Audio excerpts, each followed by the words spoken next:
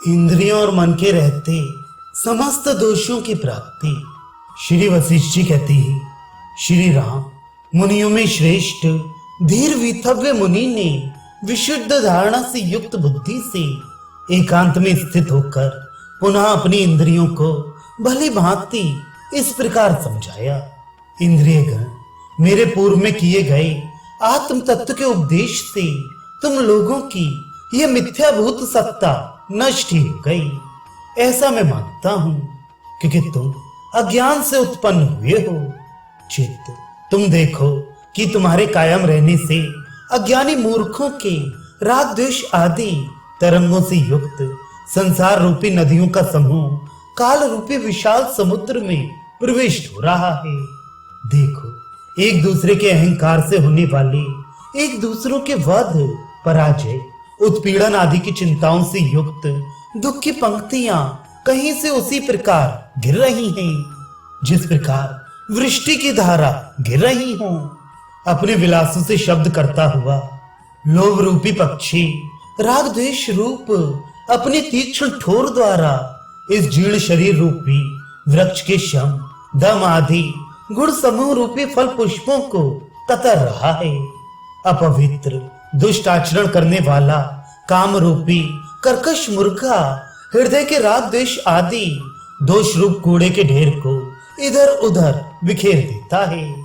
मोह रूपी महारात्रि में भयावह अज्ञान रूपी उलूक हृदय रूपी वृक्ष के ऊपर शमशान में वेताल की भांति चारों ओर से प्रलाप कर रहा है। इंद्रियगण, आप लोगों के विद्यमान रहने पर ये और इनसे दूसरी भी बहुत सी इच्छा, कामना, वासना, स्पृहा आदि अशुभ श्रियां रात्रि में पिशाचनियों की तरह उछल कूद मचाती रहती हैं। चित्त, तुम्हारे विनाश होने पर समता, शांति, सरलता, क्षमा, दया आदि संपूर्ण शुभ श्रियां ज्ञान रूपी प्रकाश से युक्त हो उसी प्रकार पूर्ण रूप से प्रफुल्लित हो उठती हैं, जिस प्रकार प्रातः काल में कमलनियां।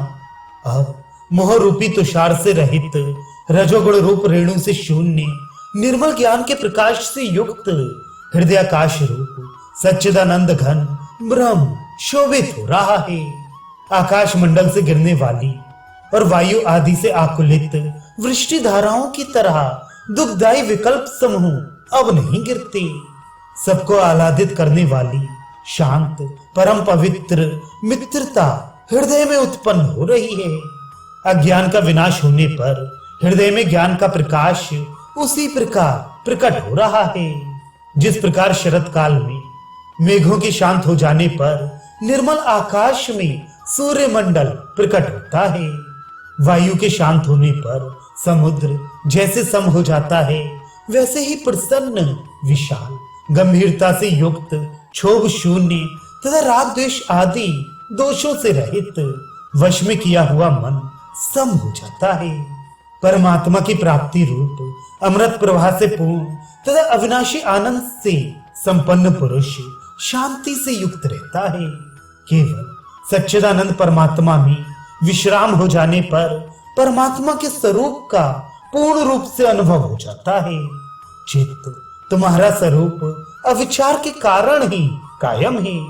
विवेक पूर्वक विचार करने पर तुम कायम नहीं रहते, किंतु केवल एक सम स्वरूप परमात्मा ही भली भांति संभाव से स्थित रह जाता है। विचार न करने पर तुम उसी प्रकार उत्पन्न होते हो जिस प्रकार प्रकाश के ना रहने पर अंधकार।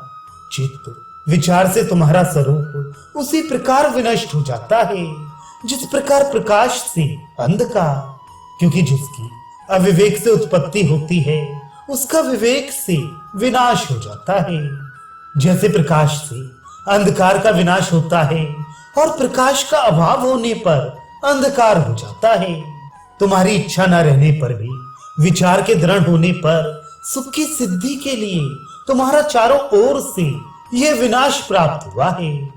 अवितव्य मुनि अपनी स्थिति का वर्णन करते ही, सौभाग्यवश मैं समस्त चिंता ज्वरों से मुक्त हो गया हूँ, शांत हो गया हूँ और चारों ओर से तृप्त हो गया हूँ। मैं तुरीय पद रूप परमात्म स्वरूप अपनी आत्मा में स्थित हो गया हूँ। इसलिए ये निश्चय हुआ कि इस संसार में जिसकी स्थिति विवेक पूर्वक विचार करने पर कायम हो ही नहीं सकती, वह चित्त है ही नहीं, है ही नहीं। किंतु परमात्मा तो अवश्य ही है, अवश्य ही है। परमात्मा को छोड़कर और कुछ भी उससे भिन्न है ही नहीं, है ही नहीं।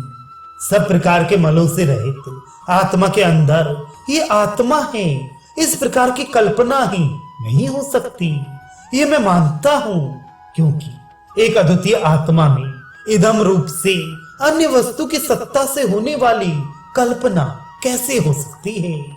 इसी कारण मैं ये आत्मा हूं, इस प्रकार कल्पना ना करता हुआ मैं मौनी होकर उसी प्रकार अपने विज्ञानानंद घन परमात्म स्वरूप में स्थित हूं। जिस प्रकार जल में तरंग अतः उस वासना शून्य जीव के आश्रय से रहित, प्राण संचार से रहित, भेदभाव से शून्य, दृश्य से रहित, ज्ञान स्वरूप, मन और वाणी की चेष्टा से शून्य विज्ञानानंद घन परमात्मा को प्राप्त करके मैं परम शांत हूं।